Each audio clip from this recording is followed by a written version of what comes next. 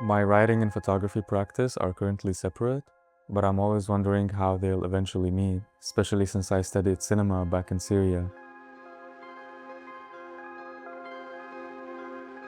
My name is Yusr Barrow and I'm a Syrian writer and photographer currently in residence at Delfina Foundation in London for the autumn 2025 season. I used to take photos with my phone camera until I discovered that the old analog Zenit camera that my parents used to photograph me with as a child was still working, and I started looking for films in Syria, and the only ones I could find were expired black and white films. And so I worked along with this limitation, and I found that this limitation allowed me to be more creative. Throughout my photography practice in Syria, I've often found myself saying no to photographic opportunities more than I say yes, because there's a lot of ethical consideration when you're documenting tragedy. When I load a film into the camera, I have 36 photos that I might spend 3 months taking because of this time I take with my work. I find myself gravitating towards capturing silence in a way. My main focus throughout my photography has been the haunting strangeness of war, because as someone who was very dissociative throughout it, for me, often I felt strangeness instead of fear, strangeness instead of sadness, and sometimes strangeness instead of relief of survival. When I first started taking photos with my camera, I was trying to capture the shadow of mass immigration from war. Like, my friends were leaving, people were traveling away from the country, and I found myself shooting these photographs of lonely people in the frame. Sometimes when I'm taking a much needed rest from this intensity, I find myself gravitating towards a different kind of photography that means a lot to me. I remember once I was on a hike in Syria with a group of my friends. This was like my little sanctuary, going to nature and walking.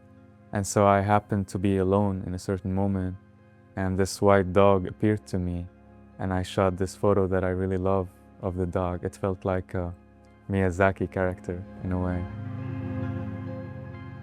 My time here at Delfina has been the longest form I ever have experienced of this deep rest, and it's opening up new spaces within me to dive deeper into my imagination and to inhabit that flow, knowing that I'm surrounded by knowable tomorrows for once, and I can relax into the work.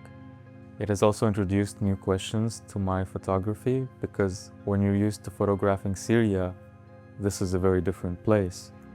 And so a lovely coincidence was that I ended up also photographing a dog, a borzoi dog that I met on a Palestinian protest. And this photo also gave me a lot of peace. My first book was Song of Harsh Spring. It was published in Arabic in 2024, and it's about the Syrian war generation, and it tells the story of Tha'ir, a Syrian writer trying to escape military conscription. My second book, Night Swimming, is a collection of magical realist stories that I wrote during periods of insomnia throughout my life in Syria, and I'm currently translating it into English during my stay at Delfina, while engaging with potential publishers and getting feedback from fellow writers. It made no sense. It couldn't be there, but it was. A polar bear staring at him from far away. Taif didn't know he was dreaming, and when he saw the bear, he believed his eyes and felt more fear than he'd ever felt in his life. He also didn't know that while he was falling deeper into sleep, there was a man moving around his cabin. An ordinary man, his appearance distinguished by nothing except the gun in his hand. The man stood staring at Taif's face, at his closed eyelids and the eyes moving rapidly behind them as if they were fleeing from something.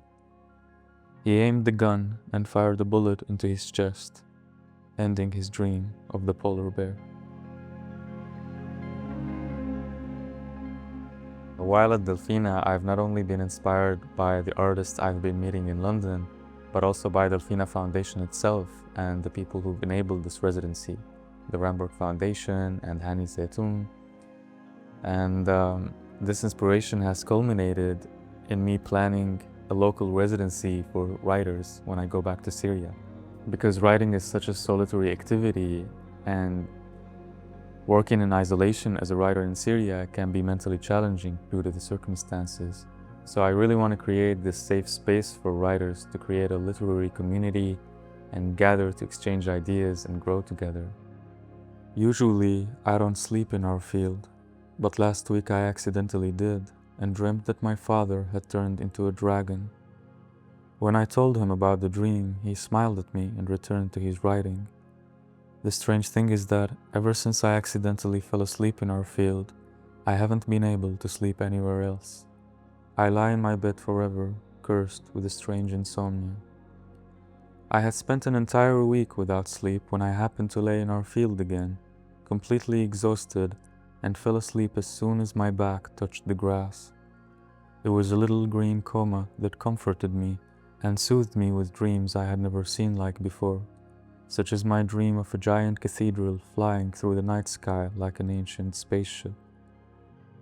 I began to spend my nights sound asleep in the field. My father started sleeping next to me out of protectiveness, and for a short time I was happy with my little curse. My father and I sleeping next to my mother's resting place, touching the soil of her deep sleep. Sometimes when we close our eyes, about to doze off, I cannot tell our breaths from the wind, nor life from death, and I find myself smiling inside the shared darkness of our closed eyelids.